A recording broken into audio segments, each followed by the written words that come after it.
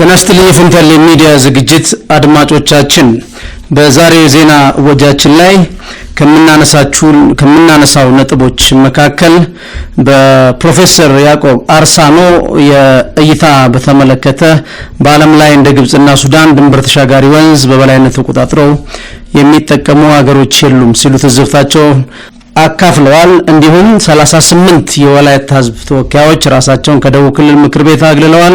ያው እንደሚታወቀው የደቡብ ክልል በአዲስ መልኩ እየተዋቀረ ነው። በክልል መልክ እስካሁን ሲዳማ ብቻ እውቅና ተሰጥቶታል።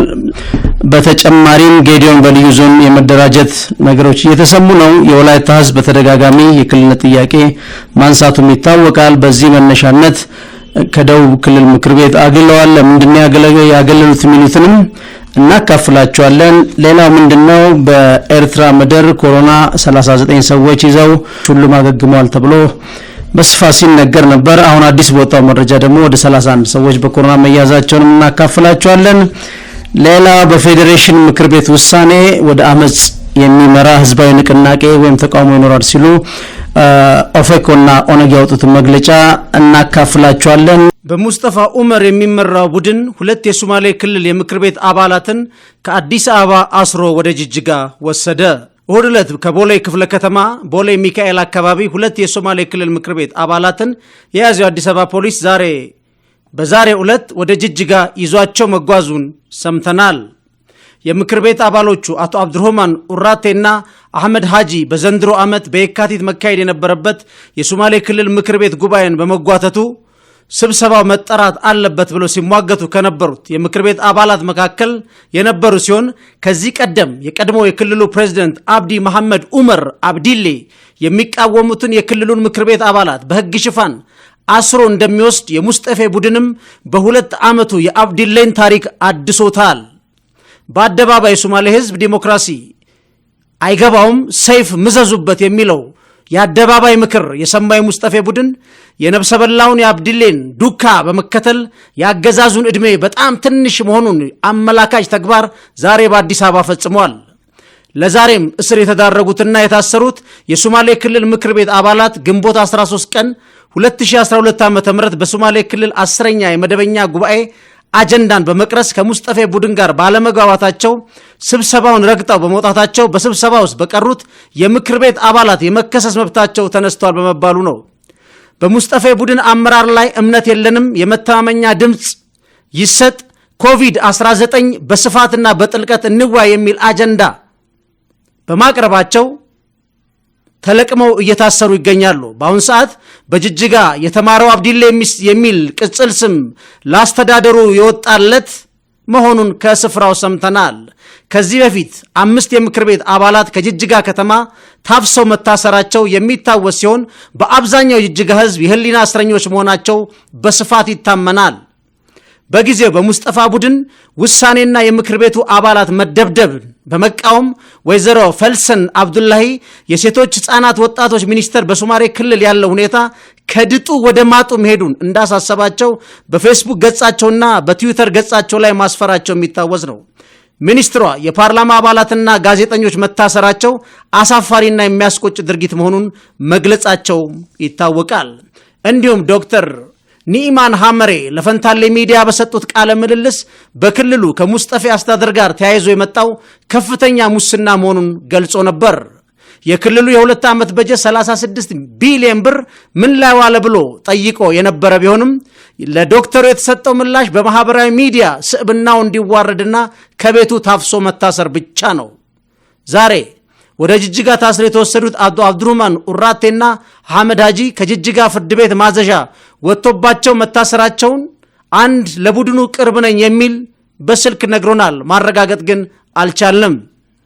ከዚህ ቀደም የቀድሞ የክልሉ ፕሬዝዳንት አብዲ መሐመድ ኡመር የሚቃወሙትን የክልል ምክር ቤት አባላት በአዲስ አበባ እያሳደደ ያስር እንደነበር የቅርብ ጊዜ ትዝታ ነው። በግላጭም በአዲስ አበባ ጥይት እየተኮሰ ተቃዋሚዎቹን ሲያሳድ እንደነበረ ሁሉም የሚያውቀው የአደባባይ እውነት ነው። ታሪክ ራሱን ይደግማል። በሶማሌ ክልል ህዝቦች ላይ ሰይፍ የመብዘዙን ምክር ይቀጥላል። በርካታ የሶማሌ ተወላጆች በአዲስ አበባ አሉ። ለብልጽግና ፓርቲም በተደጋጋሚ ጊዜ ቅሬታቸውን አቅርበዋል። በዚህ ውሳኔ መሰረት አሰሳው አፈናው እንደሚቀጥል ይጠበቃል። የጉድ ሀገር የተማረው አብዲሌ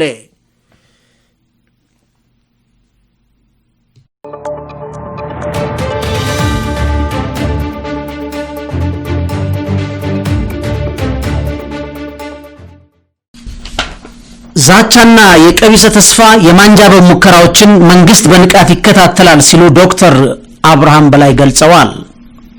የኢኖቬሽንና ቴክኖሎጂ ሚኒስትሩ ትውልዱ ቁጭቱን መቋጨት የሚጀምርበት ልዩ የታሪክ ምዕራፍ ቀናት ተቆጥረውለታል ብለው ባስነበቡት ጽሑፍ ላይ እንዳሰፈሩት የኢትዮጵያ ሕዝቦች ባለፉት 9 ዓመታት ለመንግስት ከሰጡት ታላቅ ታሪካዊ ኃላፊነትና ተልእኮች መካከል የትውልድ አሻራ የሆነውን የህዳሴ ግድባችንን ዳር የማድረስ ጉዳይ አንዱ መሆኑ ይታወቃል። በብዙ ፈተናዎች የሚያልፈው ይህ ፕሮጀክት ውሃ መያዝ የሚጀምርበት የጊዜ ሰሌዳ በቀናት ውስጥ የሚቆጠሩ ሆነዋል ብለዋል። ዶክተሩ በሰጡት መግለጫ አያይዘውም የኢትዮጵያ መንግስት አቋም አሁንም አልተቀየረም ብለዋል። አንደኛ የናይል ተፋሰስ ላይ ፍትሃዊ ተጠቃሚነት የሚያረጋግጥና የሚያበረታታ ነባራዊ የመሬት ሀቅና ምልከታ ማስፈር፣ በመልማት ፍላጎቶችን እቅዶች ውስጥ የታችኛው ተፋሰስ ሀገራትን ደህንነትን ጥቅም ግንዛቤ ውስጥ በመክተት በተጠኑ ዘላቂ ልማት ፕሮግራሞቻችን የዓለም አቀፍ ህጎቻችን ተገዥነታቸውን በተግባር ማስመስከር፣ በመልማት ፍላጎቶቻችን እቅዶቻችን ውስጥ የታችኛው ተፋሰስ ሀገራትን ደህንነትና ጥቅም ግንዛቤ ውስጥ በመክተት በተጠኑ ዘላቂ የልማት ፕሮግራሞቻችን የዓለም አቀፍ ህግጋቶችን ተገዥነታቸውን በተግባር ማስመስከር። ሶስተኛ ፕሮጀክታችን በጥራት በተያዘለት ጊዜ ገደብ በማጠናቀቅ የኃይል ፍላጎት አቅርቦታችንን ከማረጋገጥ ባሻገር የአካባቢ ትስስር አበርክቶ ጅማሮችን ማጎልበት ናቸው። ዶክተሩ አያይዘውም ጆሮአችን የማይሰማቸው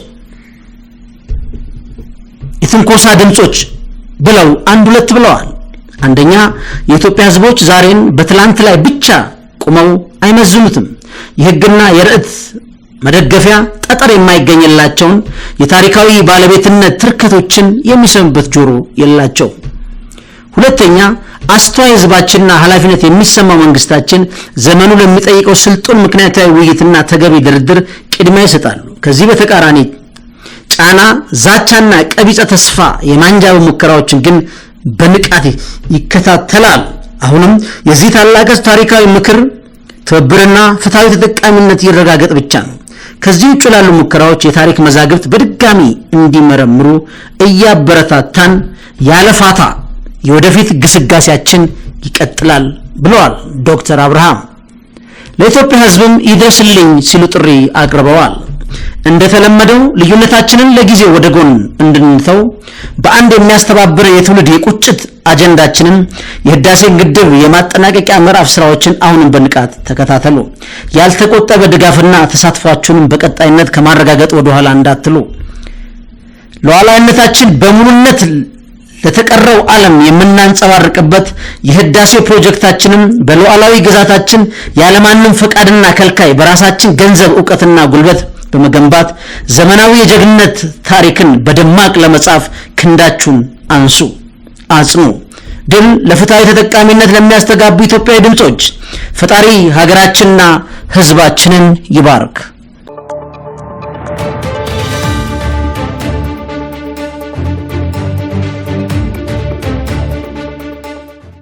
ሰላሳ 38 የወላይታ ህዝብ ተወካዮች ራሳቸውን ከደቡብ ክልል ምክር ቤት አገለሉ። የወላይታ ህዝብ ራሱን በራሱ ለማስተዳደር ያስችለኛል በሚል ላቀረበው በክልል የመደራጀት ጥያቄ ምክር ቤቱ ተገቢው ምላሽ አልሰጠም በሚል የብሔሩ ተወካዮች ራሳቸውን ከምክር ቤት አባልነት አግልለዋል። የወላይታ ህዝብ ምክር ቤት ዋና አፈ ጉባኤ ወይዘሮ አበበች አራሾ እንዳሉት የወላይታ ብሔር በክልል የመደራጀት ጥያቄ በኢፌዴሪ ህገ መንግስት አንቀጽ 47 መሰረት በዞኑ ምክር ቤት ጸድቆ በ2011 ዓ.ም ለክልል ምክር ቤቱ በማቅረብ ህዝበ ውሳኔ እንዲደራጅለት ጠይቆ ነበር። ምላሽ አልተሰጠውም። ዋና አፈ ጉባኤም አያይዘው የደቡብ ክልል ምክር ቤት ጥያቄው በቀረበ በአንድ ዓመት ጊዜ ውስጥ ከምርጫ ቦርድ ጋር በመነጋገር ህዝባዊ ውሳኔ ማደራጀት ሲገባው ምንም ምላሽ አልሰጠም። በ2011 ዓ.ም ክልሉ ባካሄዳቸው 2 መደበኛ ጉባኤዎችም ጉዳዩ በአጀንዳነት እንዲቀርብ በጽሁፍም ሆነ በጉባኤ አባላቱ በሆኑት የብሔሩ ተወካዮች ተጠይቆ ምላሽ ሳያገኝ ቀርቷል። ምክር ቤቱ ህዝባችንና የወከላቸውን ድምጽ ለማዳመጥ ፍላጎት የለውም። ይህም ብሔሩን የወከሉ አባላት በምክር ቤቱ ላይ ያላቸው እምነት እየተሟጠጠና እየተሸረሸረ እንዲመጣ አድርጎታል። ስለዚህም ሐሳባችን ካልተደመጠ በምክር ቤት አባልነት መቀጠል ለኛም ሆነ ለህዝባችን ጥቅም የለውም ብለዋል። አፈጉባኤ ያይዘውም በዚህ መነሻ በደቡብ ክልል ምክር ቤት የሚገኙ 38 የብሔሩ ተወላጆች ከዛሬ ጀምሮ ራሳቸውን ከምክር ቤት አባልነት ማግለላቸውን አስታውቀዋል።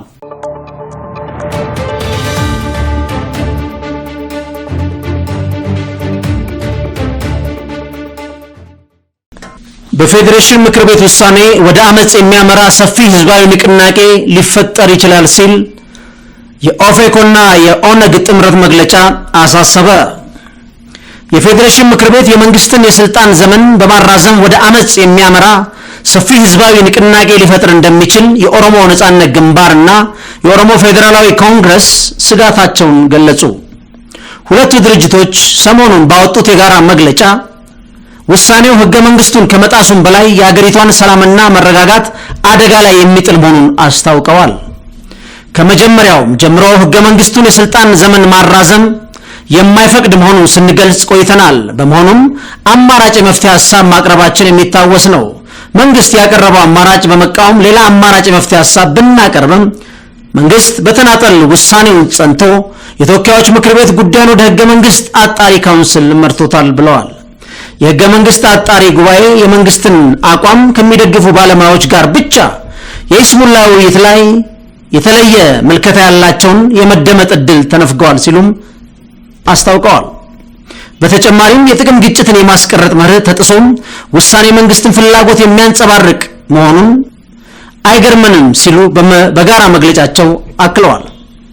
ከመሰረታዊ ውክልናና ዲሞክራሲያዊ መገለጫዎች አንደኛው በመደበኛነት በተወሰኑ ጊዜ ምርጫ ማካሄድ፣ የተመረጡትም የህዝብ ተወካዮች የሥራ ዘመናቸው ለተወሰነ ጊዜ ብቻ መሆኑን የሥራና ዘመናቸውም ሲጠናቀቅ ኃላፊነታቸውን ይለቃሉ ሲሉ ኦነግና ኦፌኮ በመግለጫቸው አመላክተዋል። የኢትዮጵያ ብሔራዊ ምርጫ ቦርድ ጠቅላላ ምርጫ ለማካሄድ ለነሐሴ 23 ቀን 2012 ዓ.ም እቅድ ተይዞለት እንደነበር የሚታወስ እንደሆነ ሆኖም ምርጫ ቦርድ መንግስት የኮሮና ቫይረስ ስርጭትን ለመከላከል በእንቅስቃሴና በመሰብሰብ ላይ ገደብ በመጣሉ ምርጫ ለማካሄድ እንደማይቻል መግለጹን በወቅቱ ምርጫን ለማራዘም ምንም አይነት የህገ መንግስት መሰረት ሳይኖረው አጠቃላይ ምርጫን ማንሳፈፍና ህገ መንግስታዊ ቀውስ የሚያስከትልና ከመስከረም 30 ቀን 2013 ዓ.ም በኋላ አዲስ የተመረጠ የህዝብ ተወካዮች ምክር ቤት ሳይኖር ማንኛውም መንግስታዊ ውሳኔና ድርጊት በህገ መንግስቱ በግልጽ የተቀመጠውን የ5 ዓመት የሥራ ዘመን የሚጥስ ይሆናል። የህገ መንግስቱን አንቀጽ 54 58 3 እንዲሁም የምርጫ ህጉን አንቀጽ 7 ምርጫ በየ5 ዓመቱ መደረግ እንዳለበት ይደነግጋል። የምርጫን ጊዜ ለማራዘም በር የሚከፍት ነገር አያሳይም በማለት በጋራ መግለጫቸው ክርክር አንስተዋል። በ1987 የጸደቀው ህገ መንግስት የመድብለ ፓርቲ ስርዓትና በየጊዜው የሚደረግ መደበኛ ምርጫን በአገሪቱ እውን ያደረገ መሆኑን የህዝቦችን በመንግስት አስተዳደር የፖለቲካ ተሳትፎ በሚያረጋግጥ መርህ የተቃኘ እንደሆነ የኢትዮጵያን ዲሞክራሲያዊ የፖለቲካ ብዝሃነት እንደ ወሳኝ መርህ የተቀበለ መሆኑን የፖለቲካ ፓርቲዎች መብትና ተግባራትን ከህገ መንግስቱ የተቀዱ ሆነው በአገሪቱ የፖለቲካ ፓርቲ ህግ ውስጥ መካተታቸውን ኦነግና ኦፌኮ በጋራ መግለጫቸው ጠቁመዋል። በአገሪቱ መድብለ ፓርቲ ምህዳር ውስጥ ተመዝግበው ንቁ ተሳትፎ በማድረግ ላይ የሚገኙት የፖለቲካ ፓርቲዎች በሙሉ ከላይ በተጠቀስናቸው ህጎችና መርሆች መመራት አለባቸው ብለው ስለሆነም የአካባቢና የፌዴራል ምርጫን በተናጠል በአንድ ፓርቲ ብቻ የማራዘም ስልጣን አጥብቀን እንቃወማለን ብለዋል። የፌዴሬሽን ምክር ቤት ውሳኔ በዚህ መንግስት ለህዝብ የተገባውን ቃል በማጠፍ በቋፍ ላይ ያለውን የህዝብን ቅራኔ የሚያባብስ ይሆናል። በመሆኑም ወደ አመጽ ሊያመራ የሚችል ሰፊ ህዝባዊ ንቅናቄ ሊቀሰቀስ እንደሚችል ስጋታችንን ከወዲሁ እንገልጻለን ብለዋል። ይህም ወደ አደባባይ የሚመልሰን ብቻ ሳይሆን ከዘርፉ ብዙ ማህበራዊ፣ ኢኮኖሚያዊና የህብረተሰብ የጤና ተግዳሮቶች ጋር እየተጋፈጠ ላለው መንግስት ችግሩን ለመቆጣጠር አዳጋጅ ይሆንበታል ሲሉ አስታውቀዋል። ገዢው ፓርቲ የነሱንና የሌሎችን የፖለቲካ ፓርቲዎች የመፍትሄ ሐሳብ እንዲሁም የዜጎችን ጥሪ ሙሉ በሙሉ ችላ መባሉ ከመስከረም 30 ቀን 2013 ዓ.ም በኋላ የሚከሰት ህገ መንግስታዊ ቀውስን ለማስቀረት ሁሉን አካታች የፖለቲካ ውይይት አለማድረጉ በእጅጉ የሚያሳዝን ነው ሲሉም ወቅሰዋል። የገዢው ፓርቲ የራሱን መንግስት የሥራ ዘመን በተናጠል የማራዘም ውሳኔ ግልጽ የሆነ ህገ መንግስታዊ ጥሰት ከመሆኑም በላይ ስልጣንን ያላግባብ መጠቀም ነው ብለን እናምናለን። በተጨማሪም በህገ መንግስቱ ከተረጋገጠው የዲሞክራሲና የመድብለ ፓርቲ የመንግስት አስተዳደር መርህ ጋር የሚጻረር ከመሆኑም በላይ በመንግስት ኃላፊነት የተወሰነ የሥራ ዘመን የሚለውን የህገ መንግስት መርህ የሚሽር ይሆናል ሲሉ በመግለጫቸው አንስተዋል። በዚህም መሰረት ገዢው ፓርቲ በተናጠል ህገ መንግስታዊ በሆነ መንገድ የመንግስት የሥራ ዘመን ለማራዘም መወሰኑን አጥብቀን እንደሚቃወሙ አሁንም ገዢው ፓርቲ መድረክ አመቻችቶ ከተፎካካሪ ፓርቲዎች ጋር በጥልቀት ተወያይቶ መፍትሄ በማመንጨት ፖለቲካዊ መግባባት ላይ ይደርስ ዘንድ ጥሪያችንን ማቅረባችንን ኦነግና ኦፌኮ በሰጠነው በጋራ መግለጫ ይታወቅልን ብለዋል።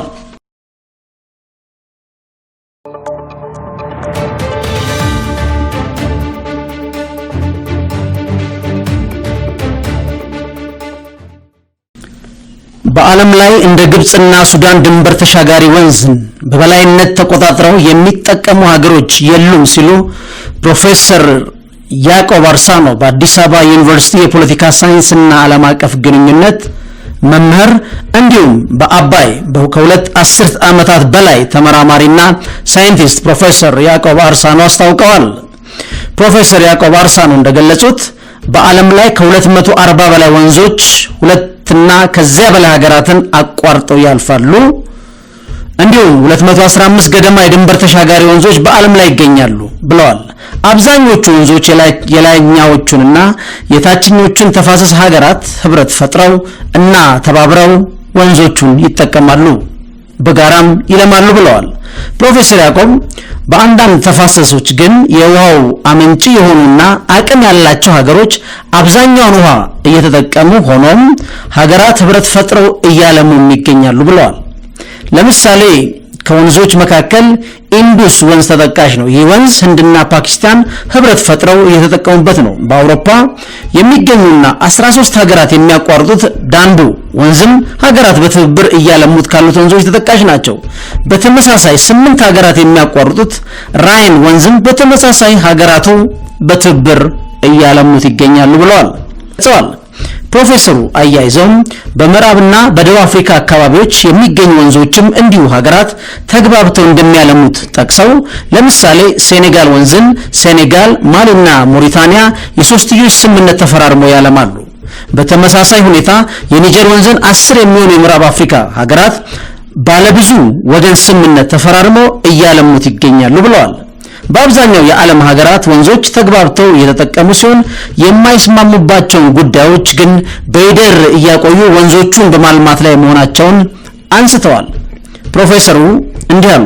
የናይል ተፋሰስ ግን ከሌሎች ሁሉም ተፋሰሶች በተለየ አጠቃቀም ለዘመናት መቆየቱን የሚናገሩት ፕሮፌሰር ያዕቆብ የናይል ተፋሰስ በሌሎቹ ተፋሰሶች ላይ ታይቶ በማይታወቅ መልኩ የታችኞቹ ተፋሰስ ሀገራት ወንዙን ሙሉ በሙሉ ሊባል በሚችል ደረጃ ሲጠቀሙ መኖራቸውን አመልክተዋል። እንደ ሌሎቹ ተፋሰሶች ውሃ አመንጪ የሆኑ የላይኞቹ ተፋሰስ ሀገሮች ወንዙን በበላይነት መጠቀም አለብን የሚል አቋም ግን አንጸባርቀውም አያውቁም።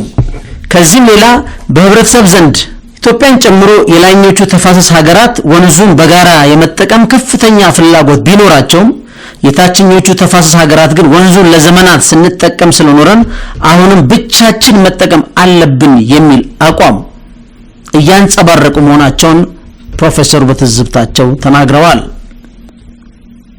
በኤርትራ 31 ሰዎች በኮሮና ቫይረስ ተያዙ። በኤርትራ ተጨማሪ 31 ሰዎች በኮሮና ቫይረስ መያዛቸውን የኤርትራ ማስታወቂያ ሚኒስትር የማነ ገብረአብ የሀገሪቷን ጤና ሚኒስትር ጠቅሰው በትዊተር ገጻቸው ጽፈዋል።